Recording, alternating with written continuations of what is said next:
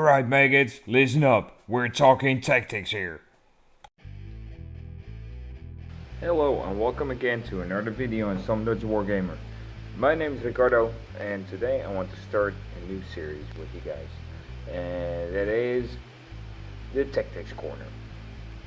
And to start off with the Tactics Corner, I want to start with the basics of the Imperial Guard. And I think the most basic thing in the Imperial Guard is the Infantry Squad. Why the Infantry Squad? Well, the Infantry Squad is quite versatile. They have a lot of purposes, they have a lot of tactics to it, and I want to go give you a run through about how I would like to use them, and maybe you can do something with it. If I'm completely off, please say it in the comments. If you agree, also please say it in the comments. And if you're not a subscriber, you need to subscribe because there is going to be a lot more content on this channel. So for the basics, I've written it down, just to give myself a reminder. And for the infantry squads, the basics is firstly orders. Every infantry squad needs orders. Why? Because it's just a force multiplier to your infantry squads. Do you need to have as many order possibilities as infantry squads? Maybe not that much if you have a lot of infantry, because they will get shut down in turn 1, because probably you will not have turn 1, and that's a waste of orders anyway. If you cannot use them, if you have too many orders, if they get shut down. So I think, but if you have 8 infantry squads, if you have 6 order possibilities, it's good enough. You can disagree, you can agree, but I think your infantry gets shut down too easily if you get that. With the orders, there are a lot of them that are quite useful. The ones that I use mostly is first rank fire, second rank fire, and move. Those two are so good. First rank fire, second rank fire just doubles your shooting output of your infantry squad for the less guns. And against units that have a toughness 5 or lower, that is really good. You just keep on grinding them down, giving them attrition war, and just knock them over. The less gun isn't that good in itself, but a lot of less guns is really good. A lot of people underestimate it, so yeah, just give them hell with it. Then there is the order of move.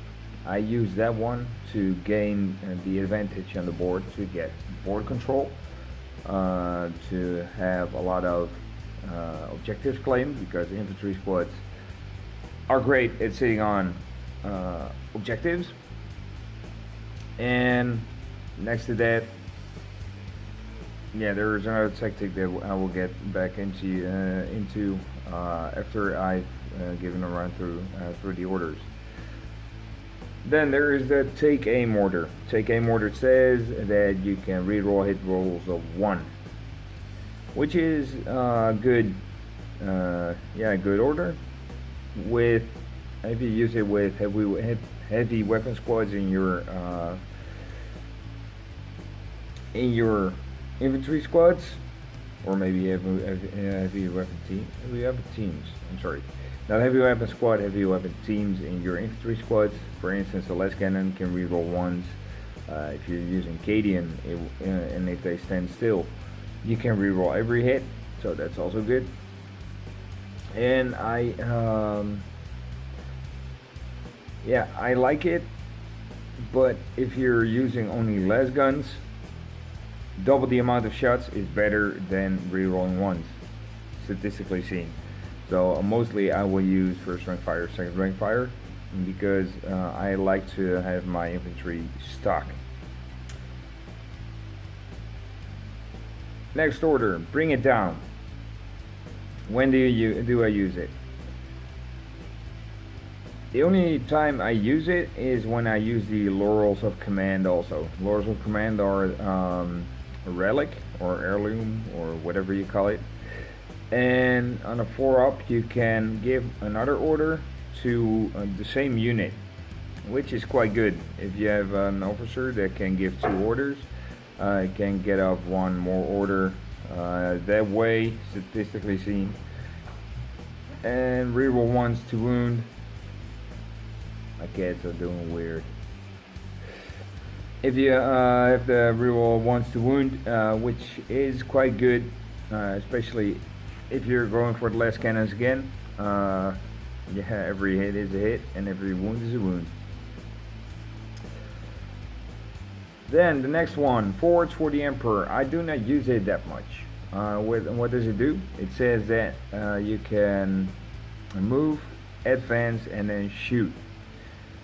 And it's quite good. I use it sometimes, but it's situational. In which situations do I use it? It's mostly in the situation that you can take an objective, claim it because you have OBSEC, objective secured, and then you are in rapid fire range and you can shoot. So instead of using first rank fire, second rank fire, I am going to claim an objective and have the amount of shots because I am within rapid fire range then. That's mostly the only time that I use it. Get back in the fight. Yeah.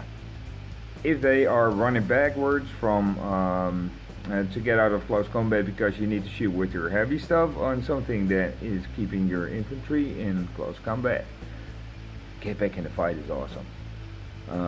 They are within rapid fire range if you have enough models. That's a lot of shots, and it's just awesome. Fix bayonets if you want to keep the enemy in close combat and you know that your infantry is not going to die within the close combat phase. Fix bayonets. Just fix them. Stab the enemy with your bayonet. Kill it. Burn it. Whatever. The one that I haven't used yet is move. You know, told you about, because it's a bit more versatile than initially seen. Move does that says that you can move and advance another time in your shooting phase, and you cannot shoot in that phase anymore. This is really good if you want to have board control, if you want to grab objectives, but also with other tactics in which I will get back to you. What are they doing? My cats are weird. What I think is there are 3 tactics with infantry. 3 kinds of tactics that I can think of. There are probably more, but these are the basic ones. I am just talking about pure infantry. I'm not talking about mechanized. I'm not talking about airborne. Just if you have small or big part of your army that is infantry, you can use these kind of tactics. And the 3 that I have is the Imperial Speed Bump, which I guess you guys heard about. And there's a couple of things that you need to consider. I want to talk about the gun line, and I want to talk about the anti-gun line. The Imperial Speed Bump is in fact a speed bump to not have your heavy stuff in close combat. What does it do? You literally just get a line between the enemy and your big stuff, and they cannot get through. That's basically it. There are a couple of things you have to keep in mind. keep your distance big enough from your infantry squad and onto your big stuff, because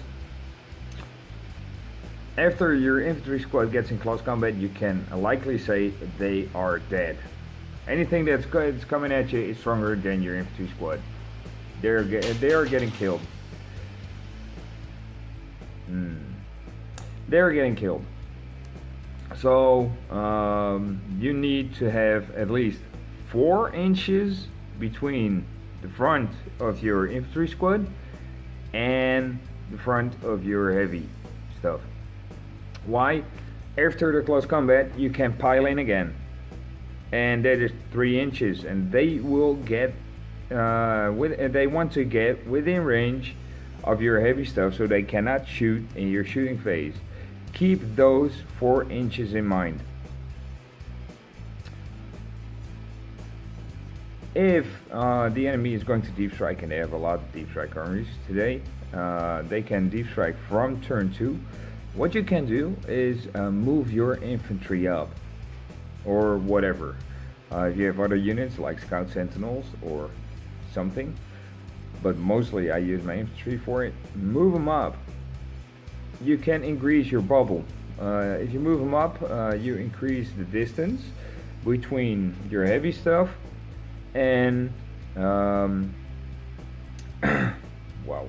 what's it called? Your big hitters, your Lamarusses or whatever. Because deep strikers cannot deep strike within 9 of one of your units, and if you move up away from your heavy stuff, that's more distance, and more distance means less likely to get in close combat. One thing you need to consider with this is if the enemy has fly units. Fly units are not good for these tactics because you need to huddle up, get close to your heavies. If they have bigger units, you can measure how many of them can get into close combat, but always, or never ever get a gap open with fly units.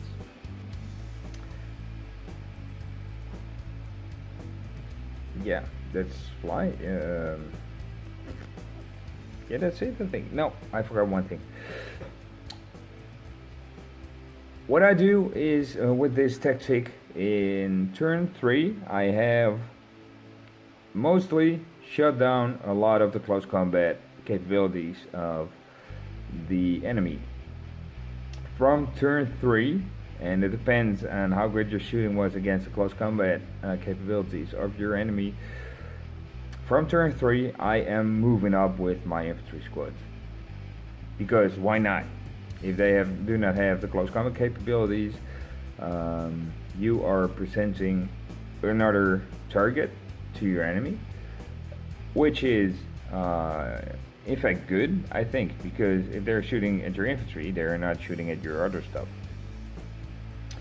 And you can grab objectives, and those two you need to consider from turn 3 on if they have close combat capabilities. Next one, gun line tactics. You can use infantry for cheap gun lines.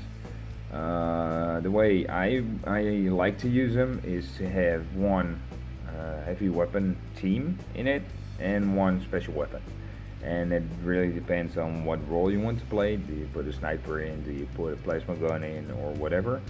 I prefer the plasma gun because 24-inch is quite good for it, and it's only 7 points on a normal infantry squad, so why not? And it depends whatever you want. Do you want less cannons? Do you want auto cannons? Do you want to have a higher volume of shots? Do you want to have a higher strength? Whatever your whatever you like. You need to consider also to do this in combination with the Imperial speed bump, because if your heavy weapon teams get into close combat, or your infantry squads with heavy weapon teams, if they get in close combat, they cannot shoot, but only they can shoot if they move back and they get the order for get back in the fight.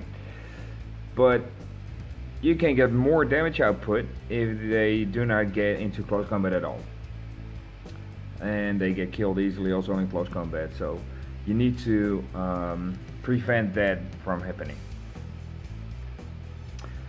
Last but not least, the anti-gun line tactics.